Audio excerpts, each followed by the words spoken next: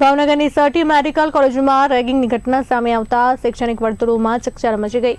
13 વિદ્યાર્થીઓ દ્વારા કરાયેલી અનામી લેખિત રજૂઆતને આધારે 6 સિનિયર વિદ્યાર્થીઓ સામે જુનિયર વિદ્યાર્થીઓને માનસિક રીતે હેરાનગતિ કરવાનો આક્ષેપ કરવામાં આવ્યો છે।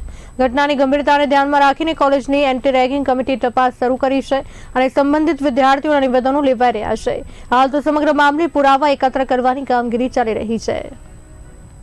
હાલમાં 2 દિવસ પહેલાં અમારી પાસે એક કસ્ટબીનમાં ફરિયાદ આવી હતી કે ટોટલ 13 ઓર્થોપેડિક ફર્સ્ટ યરના વિદ્યાર્થીઓએ ફરિયાદ કરી છે કે અમારી ઉપર અલગ અલગ જાતના ટોર્ચર કરવામાં આવે છે, જેવા કે ઘણી બધી વાર લખવા આપવામાં આવે, મુર્ગા બનાવવામાં આવે, ઉપરાંત કોઈને કોઈ ઇવેન્ટ બાબતે ખર્ચો કરવામાં આવે।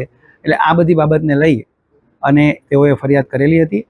એટલે નેશનલ મેડિકલ કમિશનના નોર્મ્સ પ્રમાણે એન્ટી રેગિંગ સ્ક્વોડે તેઓની ઇન્ક્વાયરી શરૂ કરી છે।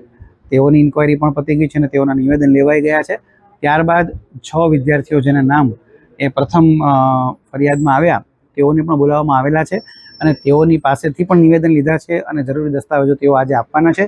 એ ઉપરાંત ઓર્થોપેડિક વિભાગના તબીબી શિક્ષકો અને HOD સાથે પણ ચર્ચા થઈ છે અને આ બાબતમાં તેઓનો અભિપ્રાય પણ લીધો છે અને જે સૂચના આપવાની હોય તે યોગ્ય સૂચનાઓ પણ તેમને અપાઈ